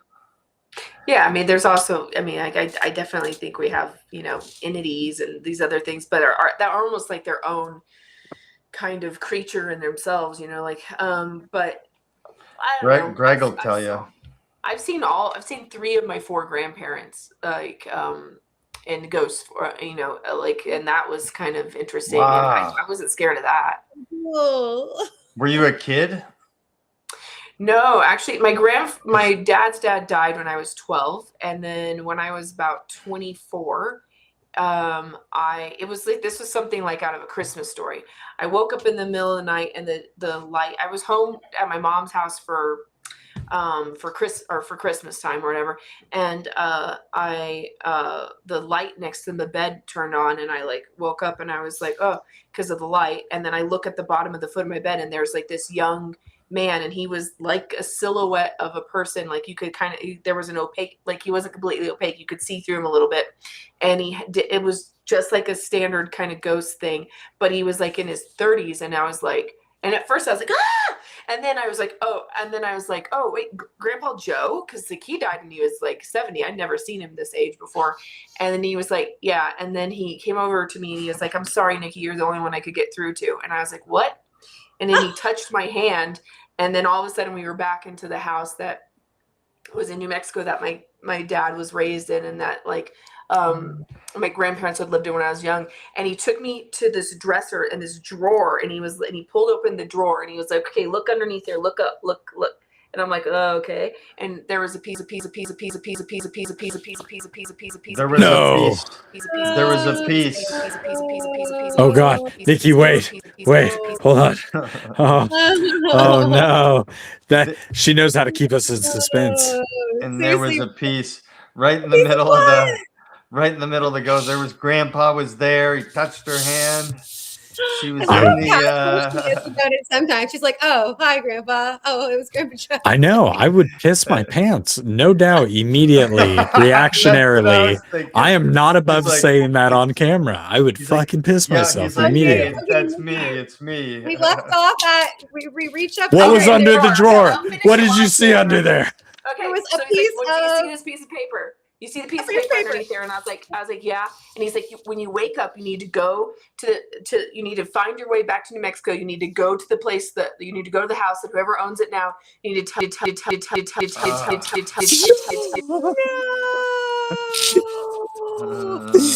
We're getting rickrolled by the universe. Yeah, we are getting rickrolled by the universe. Damn. That's pretty wild. Was there the piece of paper there when she checked? I need to know. I know. I have a take on this, but I'm just trying to. Oh my gosh, I'm sorry. All right, anyway. What was under there? I'll do it really quickly in case I get off. Okay, so basically I was like, okay, and then I was like, so what is it like? So what's it like being dead? And he looked at me and he laughed and he said it's nothing like what you think. And I was like, well, what? And I was like, was God real? Like, what's going on? And then he just he would answer anything. He just laughed at me. He said, I'm sorry I had to do this to you, Nikki, but you're the only one I could get through to. And then he comes over, touches my hand, and then I'm in my room alone and the light's still on. And no one else is there. And I'm like, shit. So I didn't know what to do with it for a while, right? Because I was like, that was a weird dream. I don't know what that was. So then I finally, a week later, it kept on plaguing me. So I tell my mom, and my mom's like, well, why don't you tell Nanny, his wife, my grandmother, who was still alive at the time. And so I called my grandmother and I told her the whole thing, what happened. And she was like, well, I'll go do it. So she went over there. She went to her former house. She did exactly what I said. She said there was a piece of paper taped to it, and it was a scoreboard of a game that my family plays called Rook. And then so or like when you're taking scores, like score down on a sheet of paper. And so she gave it to my dad, and then like my dad like called me like the next day and was like crying. He was like, Pumpkin, I don't know how you did that, but thank you so much. Like, because he and his dad like were kind of like on the outs when he died, because my grandfather died like just suddenly of like an aneurysm. So it was this thing where like I guess it was sort of like a peace offering from his dad or something, and so like that's what that meant for him or There whatever. was sentimental value, yeah. Yeah, so anyway, that happened to me, and so I was like, that wasn't scary. That's It cool. was just weird. Yeah. Well, You're braver than me. So I've never seen any ghosts or anything. I've scared the holy shit out of myself several times when I was a kid, but I don't think it was a ghost or anything. I think it was me and my brain. Like a couple different movies got me, but like I've never seen any kind of ghost or anything like that. But I've never seen anything. Like Megan gets sick of me saying this, but I haven't seen a ghost or an entity. We're working on I it. haven't I seen don't a have any UFO. alien. Yeah, me neither. See, I've last time I never- was on, we talked about that, and I think, like I said, I think the reason I do see a bunch of shit is that you have to be fearless. Like it doesn't come. The fear keeps it away. Well, I think you have to be You wanna open see to it. stuff. I don't think it is a fear based, because I think they'll prey on want to fear. see a UFO. Yeah. I think they'll more than like avoid. I think they prey on fear, but I think if you're open to the experience, that's an energetic door that is open for them to cross through. Whereas if you are consciously closed to experiencing them, which in spaces where I feel like I am very consciously shielding to not experience that. I feel like that's going to produce a very different result. And you seem to be very energetically open to it. He said go stargazing. It's trust me, dog. I got a telescope that I've been in the desert with for a lot of times, and it's not from lack of looking. I look almost every single night for a fucking UFO. Really? One of these days, like, Dave. Come on, bring it on. See me. So, Well, okay, so I forgot the one like kind of paranormal experience I do have. My aunt's house, I used to house sit whenever she would go to Hawaii, and she had a boxer dog. And for anybody who's ever had a boxer, like they're pretty big, energetic dogs. And frequently, like you would hear somebody walking up the stairs, and that dog would like cower, which was very unlike him. And my cousins have told me my oldest cousin, who had an attic access in his room, that there were a number of times that was like disturbed and displaced while they lived there. So they would hear the walking, that was normal. Doors would like be not how they left them.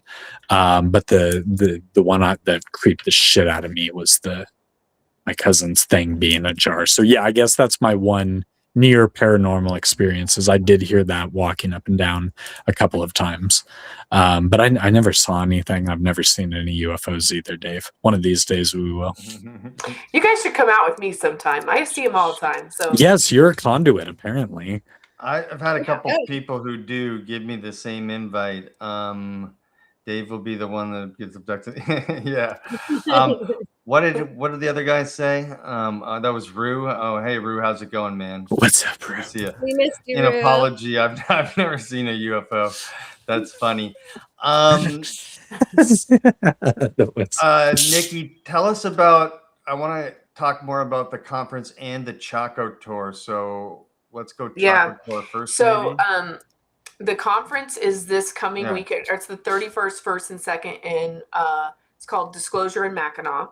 And Trevor Grassie's also speaking. Like Frank Rogala is the one putting it on, and I love Frank. He's a good friend of mine, and he's super brilliant. He just wrote this book called Cracking Open Reality, and it basically explains like the control system of propaganda and how that it's great, and how our brains are manipulated with a bunch of stuff. It's a wonderful book. You should check it out. But anyway, this conference is going to be, he owns like one of the biggest camping sites in this area, and so we're having it on his property, and it's right across from Mackinac Island, where they don't use cars. It's like horse and buggy still. in this That's place cool. or whatever. Yeah, and then apparently there's a lot of UFO paranormal activity that happened. Like it's on one of the lakes, like Heron, I think, like happened in this like area right there. Anyway, there's a bunch of it's a lot of UFO kind of people more than ancient. Well, I mean it's kind of mixed. I'm more like an ancient history kind of person, and then like Trevor Grassie's that, and then they have some of like Emery Smith, I think, is doing a thing there that like so more like UFO kind of things too. But anyway, it's going to be a fun little thing, and if you can't make it there, then you know they have the online little what do you call that thing? A live stream thing that you can do. And then if you put Nikkiana, there's a discount code for that. Let's see. Other than that, anyway, I'm excited. All capitals. I don't know. Actually, that's a good question. Yeah, probably. Promo code Nikkiana. Promo code Nikkiana. And you have like a 2-hour spot to speak or something like that, I don't actually know. That's a good question. I don't even know how long my speech is because I'm preparing for like an hour, so I hope it's not 2 hours. But I am going to be presenting on like the megalithic features and then like the you know how they all correlate together, and then so yeah. That's what I'm doing. And then, okay, That's awesome. So I'm a New Mexican. I was born and raised here. So I am going to Chaco Canyon. Like we're pretty much sold out. We have like one room left. And I guess if we got enough people, we could like rent another Airbnb or something. But anyway, we're doing Chaco Canyon itself. I'm going to do a bunch of like the petroglyphs, walk people around some of the cooler stuff that they wouldn't know how to find or see. Because I've spent like weeks there, and you know, it's if you just go there for one day, it's kind of hard to know what to go do and see. And then Shiprock, I think, is like an old melted building, and it has like this giant wall. It's like the most spiritual place. I don't know how you definitely are going to see something if you go there. You'll see UFOs, you'll see like fairies, you'll see all kinds of crazy ass shit. Like that is it's my favorite place in the U.S. is Shiprock. And so we're going to be doing like our friend Lily Nova's coming too, and she's got her own big channel, and she's a big UFO person or whatever, and she's going to be doing singing bowls at Shiprock that night. And then we're doing a tour. We're getting a tour of Mesa Verde, so we're going to get to go into some of like the cliff dwellings in Colorado and those ruins. So we're doing that one of the days too. And then we're doing Salmon ruins and Aztec ruins, which are also very similar to the Chacan culture, but they're close to the Farmington region.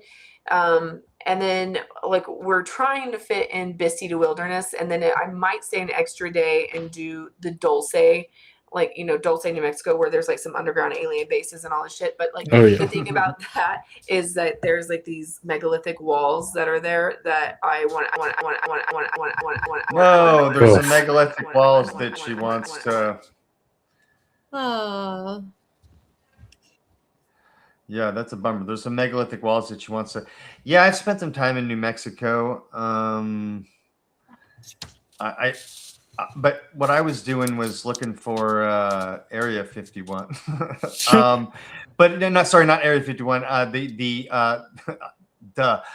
was looking for the crash site of the UFO in Roswell.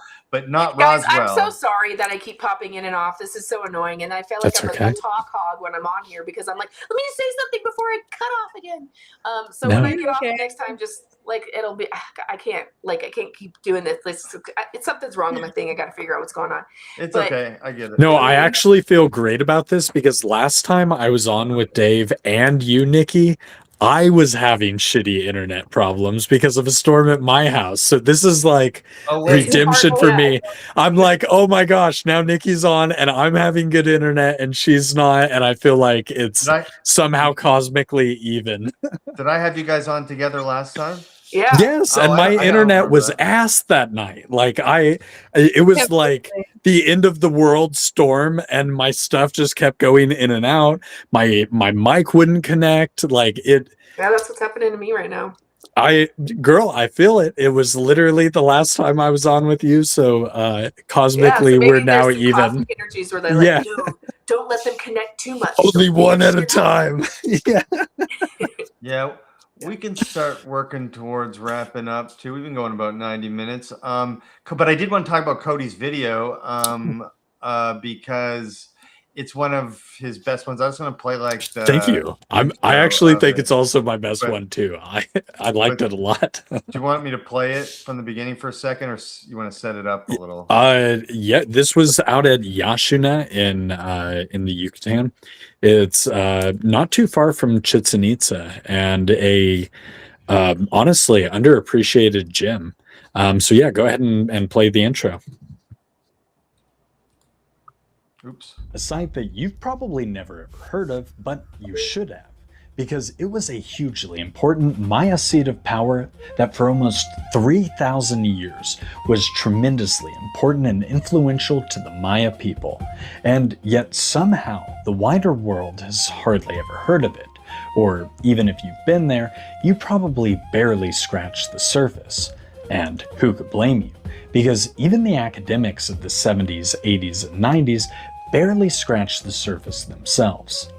I have exclusive footage you won't find anywhere else on the internet of Yashuna, and not only is it the most in-depth, I have documented a feature of this site never before seen, but it has been seen at only a small handful of other sites located throughout Mesoamerica. So join me and make sure you are liking, subscribing. I actually find it mind-blowing. The feature is, it's a shamanic portal to Xibalba, which only 4 sites are confirmed to have in all of the Maya world. And the fact that this was not documented by the archaeologists, especially during the 90s team that put the wood planks that are now rotted out that I crossed over to get to it. Sorry. Oh, she's going goofy again.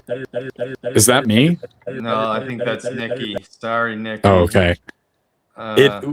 So somehow this feature was never ever documented, and I think this goes further.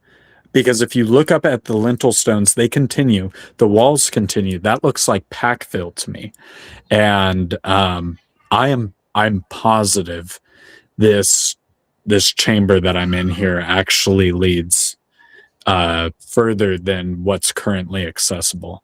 And archaeology has never. They've not only not documented this. I went through every archaeological report available and confirmed that they have never documented this feature. It's mentioned only as in the 90s. They've referred to it as additional passages. It's 2 rooms, eh?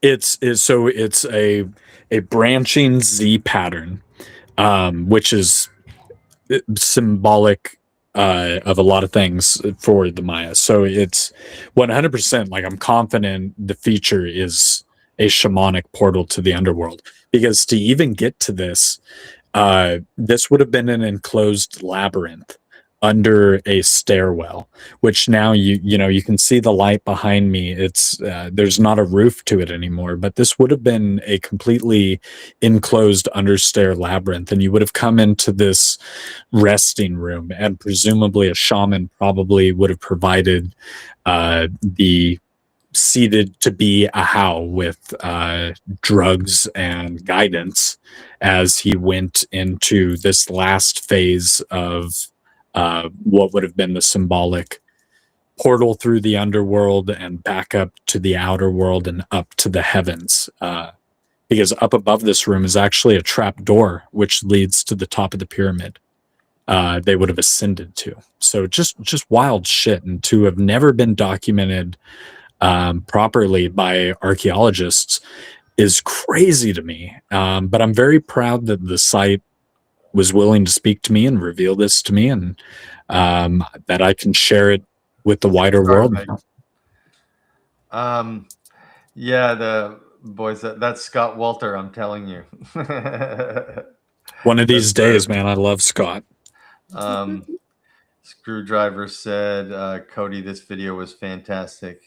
Thank you, Screwdriver. I appreciate that. It really was. I was really enjoying myself. The music was what was fun and keeping me like involved as you were like climbing down in here and stuff. And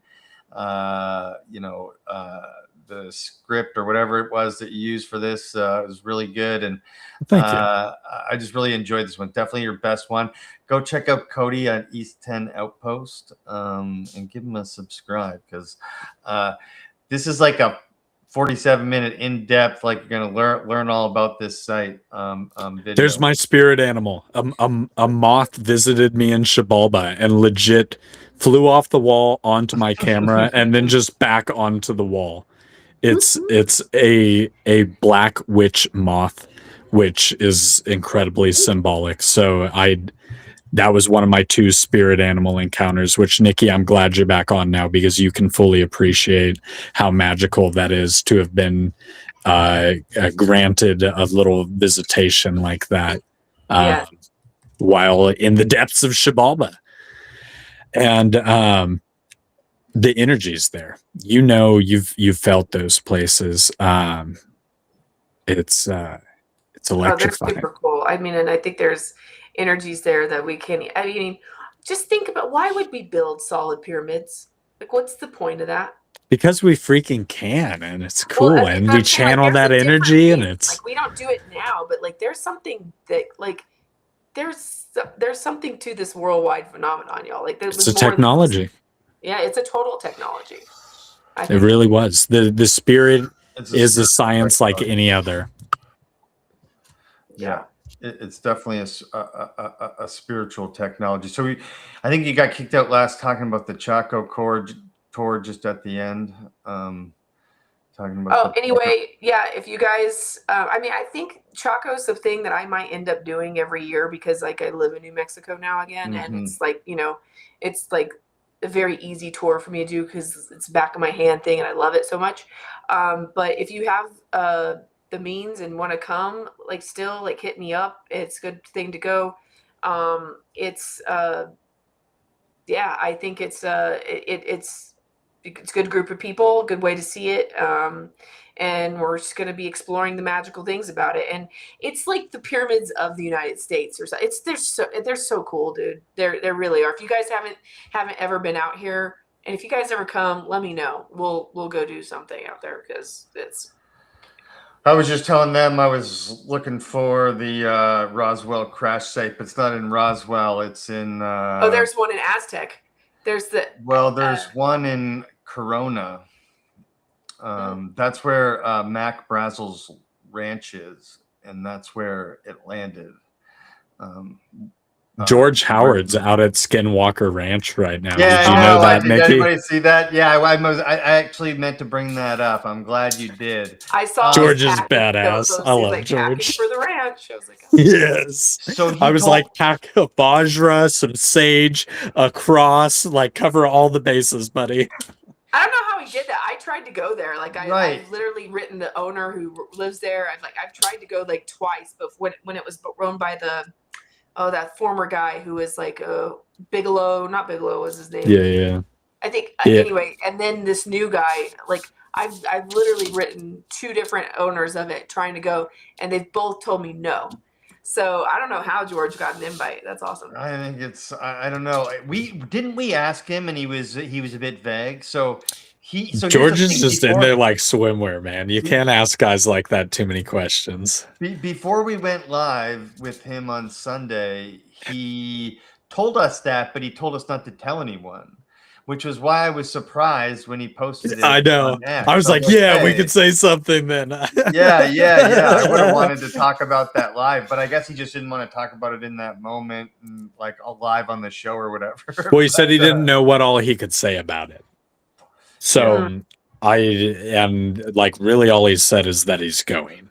Yeah, he didn't even say like what he was doing. I presume some research, knowing some George Howard stuff. Yeah, he's just moving and shaking, baby. He knows people are doing research, and you're doing it again, Nikki. Come back though. Yeah, I presume he's part of some research. Wouldn't you say? Yeah, that's my assumption. Yeah. Hey, if you got the chance to go to, I'll start with Megan, to go to Skinwalker Ranch, would you go? Yeah, I want to check all this stuff out. I'm not scared. Not scared of Skinwalker Ranch. I'm scared. I'm a little Dude. scared of Skinwalker Ranch. Cody, are you going?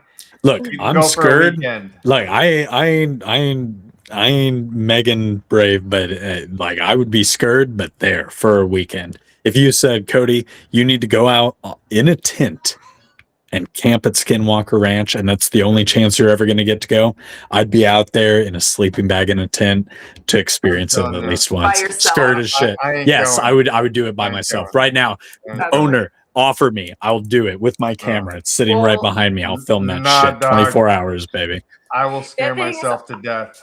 I have enough. I'll sleep I like have a baby. lot of- you talked about bad energies. That place is not good energies. Oh, And see, No. okay, yeah, I don't and like then the that. thing is Chichen that, Itza like, was Oh, gross energy. Skinwalkers, if you Skinwalker know Ranch. anything about those, yeah. And in fact, Just like I gotta don't even like to say that word protect yourself. out loud because I'm living Neither in do New the Mexico. Navajo. Yeah, the Navajo won't talk about them. I They mean, don't like I've that. heard so many crazy stories about them since I was a Holy kid out shit. here. Like I don't know. That's true. I used Okay. to know this girl that lived in New Mexico who used to talk about them like all the like, and she was like, "Yeah, you don't know what this is," and I'm like, "No, I've never heard of this before." This was like a lot like the beginning of the internet. But it's a thing. You guys grew up hearing about it all the time, right? Well, and like I've had it. Like me and my brother were talking about them in a car, and we were driving through the Gila wilderness trying to go to the Gila cliff dwellings out there, and my niece was in the back, and like all of a sudden, Nope. like Yeah, are you guys going? Irish Clown isn't going. Are you guys going? Sorry. nope, Sorry to yeah, interrupt. and like literally a wolf like walked right in front I of ain't going. the car, and I was like, oh, like I don't know, like there's just something about them that you don't mess with. Like I don't know how to explain it. And then like I have so many It seems really friends scary. I know who've had stories that there's something going on there. I don't You think know- that's something I won't mess with. I've read stories and seen documentaries, and the story scares the shit out of me. I would get like at Skinwalker Ranch. There's no way.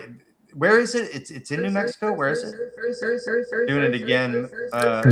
Out here in East Tennessee, they take that kind of shit very seriously, and they say, if you heard something, no, you didn't. If you saw something, no, you didn't. And not 2 nights ago, my boy goes out to pee outside because somebody was in the bathroom, and he goes, "Dad, there's a deer in the creek." And so I go out and I look, and I can't see anything. And so my boys are out there looking, and my older son goes, "Yeah, Dad, there's a deer in the creek." And so I'm here in my office, and the kitchen door's like on the other side of the wall. So I'm like, "Yeah, cool." And then my oldest son goes, "Dad, it just stood up." And I said, "Shut that fucking door and come on in for the night, boys." Like that's the end of that. Like they take out here the Skinwalker lore very seriously, and the Cherokee people did as well. And throughout the Native American territories, there's legends of it. So I don't know. Maybe there's something to it. The bad shamans that have remained in that form. Who knows? Rue, would you go to Skinwalker Ranch? Who's going with me? Who's camping with me? at Claire Skinwalker said Ranch? she'd go. You know Fuck I'm yes. it. Megan ain't I- scared. I said I I'm ain't going. scared. Canada. I didn't grow up with Me- this me and lore. Irish I'm like, Clown ain't cool, going. Williams, let's go. You're like, what's this about? I don't There's even like- know. There's like big parts of the Appalachian forest that are like no-go zones and shit. Oh yeah, that's what I'm saying. Like so But like by the local, Appalachians like, go through. the local white people. Yeah, Yeah. no, they Well, I take went it very to seriously. Bradshaw Ranch in Sedona, and that's also another hotbed. And it's Sedona's similar to the Skinwalker Ranch, but like for me, it's People like say that about Sedona, but I've never been Yeah. there. I've never been there. The last Quest conference was in Sedona, but I didn't go to that. Sedona's amazing. It's got some really cool. I like Sedona a lot. I don't know, guys, but I keep popping in and off here, so Yeah, I think no I'm worries. just gonna sign Yeah. off and. Yeah, You we'll start wrapping her up. It was great to get to see you though, Nikki. I'm glad that we got to thank have you a guys so much for having conversation. me on and letting me promote all my stuff and all that stuff. Yeah, for sure. And I'm sorry about the internet. It's been annoying. It happens. Yeah. Sometimes it's us. I- so. Like I said, I'm just happy not to be the fly on the windshield I know. this time. Like sometimes you gotta take one for the team, right? You gotta. I do the think that's a butcher. weird coincidence that it would happen when I brought both of you guys on together. Maybe there's like the universe The doesn't want it to Rooskies. happen. Right. Our agents. Oh yeah, because Nikki talks about the government too, so it's probably just our agents interfering with us. True. Well, we got to everything I wanted to talk about anyway, and we all got to hang out, so that was nice. Hell yeah. Thank you so much to everyone in the chat. Go ahead and subscribe to Nikki. Is this at Nikkiana Jones And on YouTube? Oh yeah, she's got. We have a whole thing. There we go. Boom. Anything fun coming up on your channel? I don't know. I'm gonna be trying to do. I just interviewed the guy who won the Psy Games yesterday. So I'm gonna be like Ryan. Ryan. Yeah. Desby. We interviewed him too. He's a ball full of energy. He is. He was like a million miles an hour. I loved him though. He was a great. Did he mind sight for you? No, but he had the glasses on the whole time. His wife wasn't there, nobody to do it. But then we watched his training last night on his live stream, and the guy is like, I mean, he gets like really high accuracy on his reading stuff, like on his like prediction of what card's gonna come out and all that kind of stuff. So it was pretty impressive. They had to like, I don't want to say this the wrong way, but like, they didn't let him participate in literally everything because he was like cleaning up so bad. That's wild. Games. Yeah, but it wasn't that he was like judge or winning everything. something. He was scoring really high in everything. You know what I mean? Yeah. I think he's only able to enter in 2 categories. Yeah, he was only able to enter. Oh yeah, this year.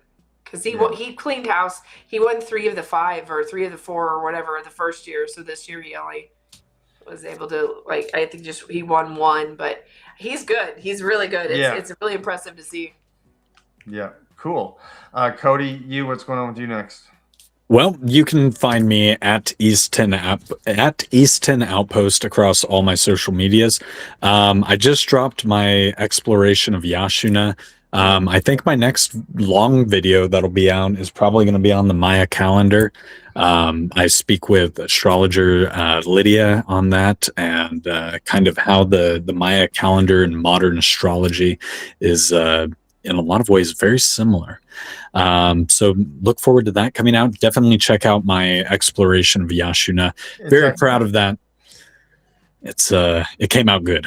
I'm pleased with it. So hopefully everybody will enjoy as well. It's excellent.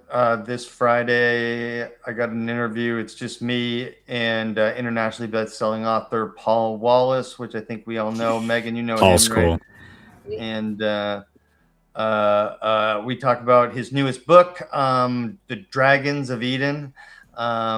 He's a really cool guy. So episode drops. Is today? What day is it? Is it Wednesday? Dude, I think it's Wednesday. Yeah, it is. I've been debating all day if it was Wednesday or Thursday. I'm like, same seas. Everyone else? Yeah. Does everyone else think it was Thursday? It's that time speeding up thing. Yeah. Oh, Dave, Megan never knows. Megan never knows what day or time it is. What month is it? Lucky. And everybody can find me and Dave on Breaking Ancient News on Sundays.